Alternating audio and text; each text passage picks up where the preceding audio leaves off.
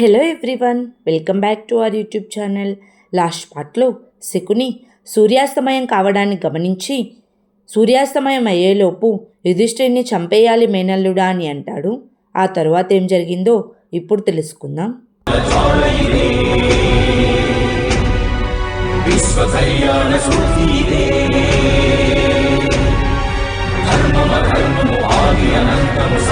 సత్యము సార్థకలంకము జాత్యంకార పర్యవసానము శక్తిదే భక్తిదే జీవన్ముక్తికి మార్గమిదే పంచమ వేద సారం మహాభారతం కృష్ణుడు చూపిన లీల ఇది జీవన వేద మార్గమిది గీత జనించిన క్షేత్రమే ఇది మహాభారతం.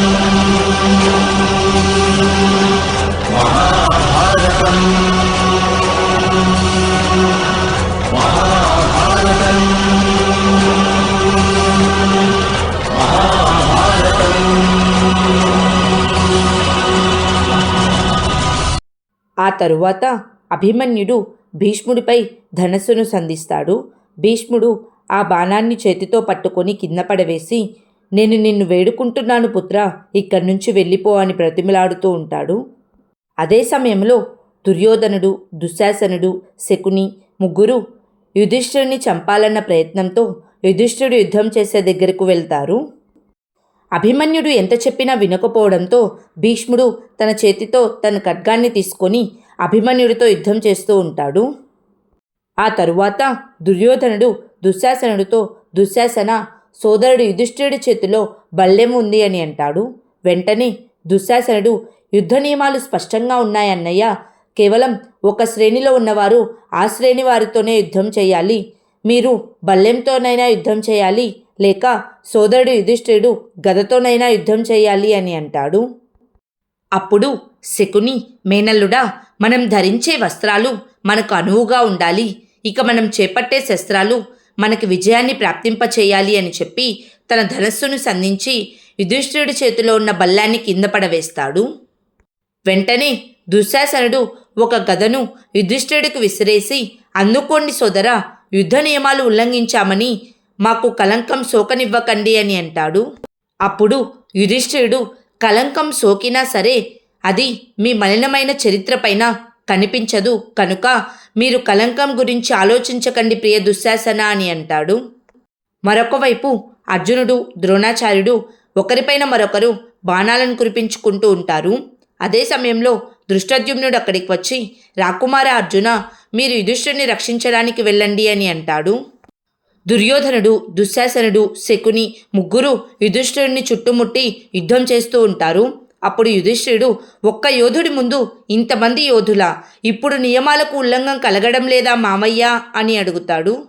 వెంటనే శకుని, తమరే అన్నారు కదా కలంకం గురించి ఆలోచించవద్దని, మేమిప్పుడు కలంకం గురించి మర్చిపోయి లాభం గురించి ఆలోచిస్తున్నాము అని చెప్పి యుధిష్ఠిరుడితో యుద్ధం చేస్తూ ఉంటారు. అప్పుడు దుర్యోధనుడు, మేము ఇప్పటికే ఎన్నో అధర్మాలకు క్షమాపణ కోరవలసి ఉంది సోదరా యుధిష్ఠిరా, ఈ అధర్మం కూడా మేము క్షమాపణ కోరగలం, మీరు మరణించిన తరువాత అని యుద్ధం చేస్తూ ఉంటారు. భీముడు, అర్జునుడు, నకులుడు, సహదేవుడు ఒక్కొక్కరు ఒక్కొక్క వైపుగా యుద్ధం చేస్తూ ఉంటారు. దుర్యోధనుడు, యుధిష్ఠిరుడు ఒకరిపైన ఒకరు గదాయుద్ధం చేసుకుంటూ ఒకరినొకరు కింద పడవేసుకుంటూ ఘోరంగా యుద్ధం చేస్తూ ఉంటారు. ఆ తరువాత భీష్ముడు, ఈ వృద్ధుడి ప్రార్థనను మన్నించు పుత్ర, ఇక్కడి నుంచి వెళ్ళిపో అని అంటుండగా అభిమన్యుడు, పితామహ, మా పెదనాన్న యుధిష్ఠిరుని రక్షించడం నా ధర్మం, కానీ మీరు వృద్ధుడై ఉండి కూడా ఈ విధంగా ఆదేశిస్తున్నారెందుకు అని అడుగుతాడు. అభిమన్యుడు భీష్ముడితో గదాయుద్ధం చేయబోతూ ఉండగా భీష్ముడు ఆ గదను అభిమన్యుడితో సహా కింద పడవేసి పక్కనే ఉన్న బండి చక్రాన్ని అభిమన్యుడి మీద పడవేస్తాడు. వెంటనే భీష్ముడు, అద్భుతమైన శౌర్యం పుత్ర నీది, నీ వారసులు ఈ సమస్త ఆర్యావర్తనంలో రాజ్యం చేస్తుంటే నేను స్వర్గంలో మిమ్మల్ని చూసి ఆనందిస్తూ ఉంటాను అని చెప్పి అక్కడి నుంచి వెళ్ళిపోతాడు. ఆ తరువాత శకుని సూర్యుడు అస్తమించడాన్ని గమనించి మద్రరాజు శల్యుడి దగ్గరికి వెళ్ళి, మద్రరాజా, సూర్యుడు అస్తమిస్తున్నాడు, సూర్యాస్తమయం కాకముందే యుధిష్ఠిరుని వధించాలి, దాడి చేయండి అని చెప్తాడు. వెంటనే శల్యుడు, వెన్నుపోటు పొడవమంటావా? నేనది చేయలేను దుష్టుడా శకుని, వెన్నుపోటు పొడవాలా కాకుల మాదిరిగా అని అంటాడు. అప్పుడు శకుని, కాకులతో సహవాసం చేసే హంసకు ముత్యాలు లభించవు మద్రరాజా. అయినా మీరు యువరాజు దుర్యోధనుడికి మిమ్మల్ని మీరు అంకితం చేసుకున్నారు. ఇప్పుడు యువరాజు విజయమే మీ ధర్మమవుతుంది. దాడి చేయండి మద్రరాజా అని అంటాడు. అప్పుడు యుధిష్ఠిరుడు దుర్యోధనుడు ఒకరిపైన ఒకరు దాడి చేస్తూ ఉంటారు. శకుని మాటలు విని మద్రరాజు తన బల్లాన్ని యుధిష్ఠిరుడి వైపుగా వేస్తాడు. పక్కనే ఉత్తర కుమారుడు సైనికులతో యుద్ధం చేస్తూ మద్రరాజు వేసిన బల్లాన్ని గమనిస్తాడు. అదే సమయంలో సూర్యాస్తమయం అయిపోయి యుద్ధాన్ని ఆపమని శంఖారావాన్ని పూరిస్తారు. ఆ బల్లం యుధిష్ఠిరుడు తగలకుండా ఉత్తర కుమారుడు అడ్డుగా నుంచుంటాడు. అది వెళ్ళి ఉత్తర కుమారుడు కడుపులో గుచ్చుకుంటుంది. ఉత్తర కుమారుడు యుధిష్ఠిరుడి చేతిలోనే ప్రాణాలు విడుస్తాడు. అందరూ ఉత్తర కుమారుని చూసి చాలా బాధపడుతూ ఉంటారు. ఆ తరువాత సూర్యాస్తమయం కావడంతో యుద్ధం ముగుస్తుంది. ఆడవాళ్ళంతా శిబిరాల దగ్గర సైనికుల కోసం ఎదురు చూస్తూ ఉంటారు. ద్రౌపది ఉత్తరకు ధైర్యం చెబుతూ ఉంటుంది. అప్పుడే ద్రౌపది తన 5 కొడుకులు భర్తను చూసి సంతోషిస్తూ ఉంటుంది. ఉత్తర కూడా అభిమన్యుని చూసి సంతోషిస్తుంది. ఆ తరువాత ఉత్తర అభిమన్యుడి చేతిలో ఉన్న ఉత్తర కుమారుడి శవాన్ని చూస్తుంది.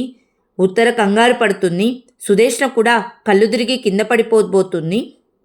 అప్పుడు ద్రౌపదికి వాసుదేవుడు తన భర్తలు మినహా ఈ యుద్ధంలో అందరూ చనిపోతారని చెప్పిన మాటలు గుర్తుకు వచ్చి వాసుదేవుని చూసి బాధపడుతుంది.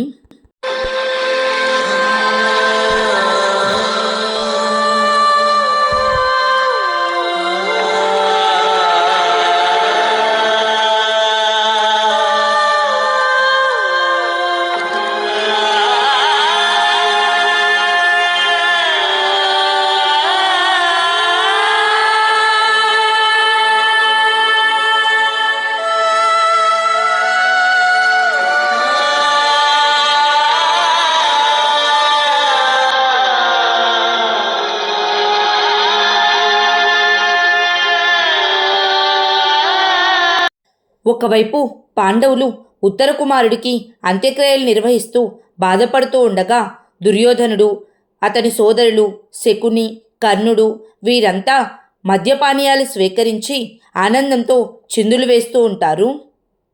ఆ తరువాత ద్రౌపది ఉత్తరని ఓదారుస్తూ, ఉత్తర, మీ సోదరునికి అందరికన్నా ముందుగానే వీరస్వర్గం లభించింది. నవయుగానికి నిర్మాణం జరుగుతుంది ఇక్కడ. దానిలో మొదటి సమిధగా విరాట కుమారుడు ఉత్తర కుమారుడు బలి కావలసి వచ్చింది. యుగాంతం వరకు పాండువంశం ఉత్తర కుమారుడికి రుణపడి ఉంటుంది ఉత్తర అని ఏడుస్తూ ఉంటుంది. ఆ తరువాత గాయపడిన సేవకులందరినీ శిబిరానికి చేర్చి భీష్ముడు వారికి సేవలు చేస్తూ బాధపడుతూ ఉంటాడు. శల్యుడు కూడా అక్కడ గాయపడిన వారిని చూసి బాధపడుతూ ఉంటాడు. అదే సమయంలో దుర్యోధనుడు, దుశ్శాసనుడు, శకుని, కర్ణుడు అందరూ అక్కడికి వస్తారు. అప్పుడు దుశ్శాసనుడు, యుధిష్ఠిరుడు ఈరోజే మరణించేవాడు పితామహ, ఆ విరాటపుత్రుడు తన పరాక్రమాన్ని చూపించాడు అని అంటాడు. వెంటనే శకుని, బాధపడకు మేనల్లుడా, మహితాత్ముడు భీష్ముడు రేపు తప్పక యుధిష్ఠిరుడిని బంధిస్తాడు అని అంటాడు. అప్పుడు దుర్యోధనుడు, ఈరోజు మనం శత్రువుల సైన్యాన్ని ఎంతగా విధ్వంసం చేశామంటే రేపు వారిని రక్షించడానికి వారి సైనికులెవరూ ముందుకు రారు, భయభ్రాంతం చెంది ఉంటారు మన పరాక్రమాన్ని చూసి అని నవ్వుతూ ఉంటాడు. వెంటనే శల్యుడు కోపంతో, భయభ్రాంతమా, మూర్ఖుడా దుర్యోధన, వైధవ్యం వచ్చిన తల్లి రోదను చూసి తన కూతురు కూడా భయపడదు, పొరుగువారెందుకు భయపడతారు? అయినా నీ ప్రతిభ ఏముంది? రోజంతా యుద్ధం చేసి 15 ఏళ్ల బాలుణ్ణి చంపించావు, అది కూడా నువ్వు చేయలేదు, నాతో చేయించావు అని అంటాడు. అప్పుడు కర్ణుడు, మద్రనరేశ, ఒక సామాన్య సైనికుడి నుండి సర్వోన్నత సేనాధిపతి వరకు యోధుల పరాక్రమం రాజుదిగానే పరిగణిస్తారు. విజయమైన పరాజయమైన అది రాజుకే చెందుతుంది అని అంటాడు. వెంటనే శకుని, చక్కెర లడ్డూలో ఉన్న పాలలో ఉన్న దాని రుచి తీయగానే ఉంటుంది కదా మద్రరాజా, ఈరోజు రణభూమిలో మనం విజయాన్ని రుచి చూశాము. ఇక రణభూమిలో విజయానికి పేరు పరాక్రమమే అని అంటాడు. అప్పుడు దుర్యోధనుడు, శకుని మామ నిజమే చెప్పారు, ఈరోజు ఈ విజయం రేపు యుద్ధానికి శక్తిగా మారుతుంది అని అంటాడు. వెంటనే భీష్ముడు మహదానందంగా ఉంది. విజయాన్ని రుచి చూసి యుద్ధోత్సాహం పెరిగింది. కానీ మనం పరాజయాన్ని చవిచూడకుంటే మనకు సామర్థ్యం ఎలా పెరుగుతుంది? యువరాజా దుర్యోధన, నీవిది మరచిపోకు. ఏ రణభూమిలోనైనా రాజు లేకుంటే ఆ రాజు అధికారాలన్నీ యువరాజుకే ఉంటాయి. ఈ యుద్ధభూమిలో రాజు స్థానంలో మీరున్నారు. ఈ కారణంగా మీరు రాజు మాదిరిగా వ్యవహరించండి. అలాగే విజయాన్ని గురించి కాకుండా సామర్థ్యాన్ని గురించి ఆలోచించండి. అలా ఆలోచించకపోతే ఈరోజు విజయం రేపటి పరాజయం కాకవచ్చు. తప్పకుండా రేపు పాండుపుత్రులు రచించే వ్యూహం విజయం సాధించవచ్చు అని చెప్పి అక్కడి నుంచి వెళ్ళిపోతాడు. అదే సమయంలో ఉత్తర కుమారుడి చితి దగ్గర భీముడు, ఉత్తర కుమారుడు కేవలం అన్నయ్య ప్రాణాలనే రక్షించలేదు, మనం ఓడిపోకుండా మన ముందు నిలబడి ద్వారపాలకుడిలాగా మనల్ని రక్షించాడు. ఇక ముందు పరాజయాన్ని ఎప్పటికీ లోపలికి ప్రవేశించనివ్వడు ఉత్తర కుమారుడు. ధర్మానికి విజయం నిశ్చయం అని అంటాడు. అప్పుడు యుధిష్ఠిరుడు, ఈరోజు పితామహులు మన వ్యూహాన్ని విచ్ఛిన్నం చేశారు. రేపటి మన వ్యూహం అభేద్యంగా ఉంటుంది. రేపు సంధ్యవాలకు ముందే దుర్యోధనుణ్ణి మనం బంధించాలి అని అంటాడు. ఆ తరువాత శిబిరంలో యుద్ధ వ్యూహాల గురించి అందరూ చర్చించుకుంటూ ఉంటారు. అప్పుడు దృష్టద్యుమ్నుడు, ఈరోజు యుద్ధంలో మన 7 అక్షౌహిణీల సైన్యంలో ఒక అక్షౌహిణి సైన్యం నశించింది. వాసుదేవ, మన సైనికులందరి మనస్సులో ఒకే ప్రశ్న ఉత్పన్నమైంది. ఇది ధర్మయుద్ధమే అయితే ఈరోజు మన పరాజయానికి కారణమేమిటి అని అంటాడు. వెంటనే వాసుదేవుడు, ధర్మయుద్ధమే అయినా ఇది కూడా ఒక యుద్ధమే కదా దృష్టద్యుమ్న. అయినా యుద్ధంలో జయాపజయాల నుండి ఎవరు తప్పించుకోగలరు అని అంటాడు. అప్పుడు అర్జునుడు, సేనాపతి దృష్టద్యుమ్న, యోధుడి కర్తవ్యం శస్త్రాన్ని పట్టుకొని యుద్ధం చేయడమే. జయాపజయాలు ఆ ఈశ్వరుని సంకల్పం అని అంటాడు. అప్పుడు దృష్టద్యుమ్నుడు, కానీ రాకుమార అర్జున, రాకుమారుడు ఉత్తడి మరణం తర్వాత మన సైనికుల్లో భయం వచ్చింది. మన యోధులు మహితాత్ముడు గురుద్రోణులపై ప్రతిదాడి ఏ విధంగా చేయగలరు అని అంటాడు. వెంటనే వాసుదేవుడు, ఇది నిజమే. మహితాత్ముడు ఈ యుద్ధంలో నిలిచి ఉన్నంత వరకు మన పక్షానికి విజయం చేకూరడం కష్టమే. అలాగే గురుద్రోణులను పరాజితం చేయడం కూడా ఎవరి వల్ల కాదు అని అంటాడు. అప్పుడు అర్జునుడు, ఒకవేళ పితామహుడు ఇలాగే యుద్ధం చేస్తూ ఉంటే మన పక్షాన సైన్యాన్నంతా నాశనం చేస్తారు. రేపు నేను పితామహుణ్ణి యుద్ధానికి ఆహ్వానిస్తాను అని అంటాడు. వెంటనే విరాట మహారాజు, ఇక గురుద్రోణుల మృత్యువు సేనాపతి దృష్టద్యుమ్నుని చేతిలో ఉంది. మీరు ఏది ఏమైనప్పటికీ రేపు గురుద్రోణులపై ప్రతీకారం తీర్చుకోవాలి అని అంటాడు. అప్పుడు భీముడు, గురుద్రోణుల్ని హతమార్చడం ఒంటరిగా సేనాపతి దృష్టద్యుమ్నుని వల్ల కాదు. వానికి అర్జునుని సహాయం అవసరం. గురుద్రోణులను ఒంటరిగా పరాజితం చేయడం ఎవరికీ సాధ్యం కాదు అని అంటాడు. వెంటనే సహదేవుడు, సోదరుడు అర్జునుడు గురుద్రోణులతో యుద్ధం చేస్తుంటే మరి పితామహులను ప్రతిఘటించేది ఎవరు అని అడుగుతాడు. అప్పుడు వాసుదేవుడు, ఒకే ఒక మార్గం ఉంది. మహితాత్ముడు ఈ రణభూమికి దూరంగా ఉండాలి. మహితాత్ముడు రణభూమికి దూరంగా ఉండి అదే సమయంలో పార్థుడు ద్రోణాచార్యుడితో యుద్ధం చేస్తూ ఉంటే ఇక దుర్యోధనుని రక్షించేవారు ఎవరూ ఉండరు అని అంటాడు.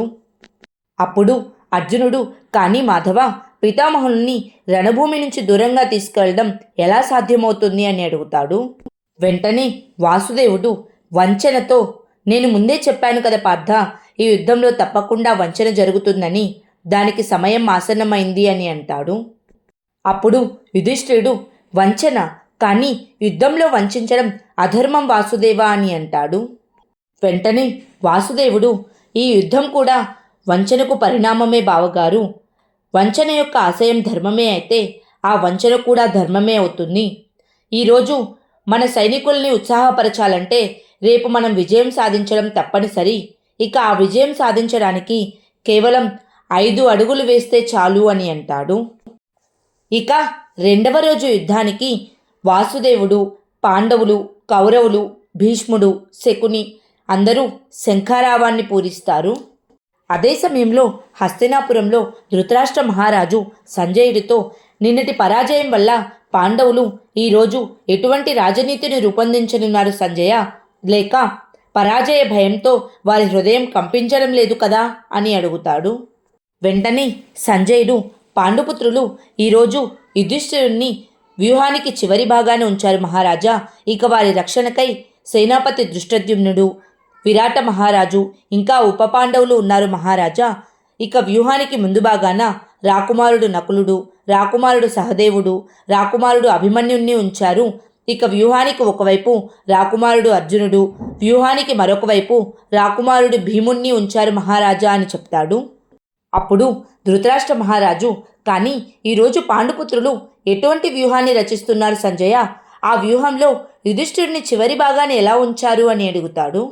వెంటనే సంజయుడు, ఆ వ్యూహం ఆక్రమణకు మహారాజా. దాని ముఖం శత్రువుల వ్యూహాన్ని ఛేదించగలదు. ఇక దాని రెక్కలు శత్రువుల సైన్యాన్ని అతలాకుతలం చేయగలవు మహారాజా. క్రౌంచ వ్యూహం అని చెప్తాడు. అప్పుడు ధృతరాష్ట్రుడు, కానీ పెదనాన్న క్రౌంచ వ్యూహాన్ని విచ్ఛిన్నం చేసేందుకు ఎటువంటి వ్యూహాన్ని రచించారు సంజయ అని అడుగుతాడు. అదే సమయంలో భీష్ముడు రణభూమిలో మహావ్యూహాన్ని రచించండి అని సైనికులను ఆదేశించి, యువరాజు దుర్యోధనుడు నా సంరక్షణలో మధ్య భాగంలో ఉంటాడు. ఇక గురు ద్రోణులు మా ముందుండి మాపై జరిగే దాడుల నుండి మమ్మల్ని రక్షిస్తూ ఉంటాడు.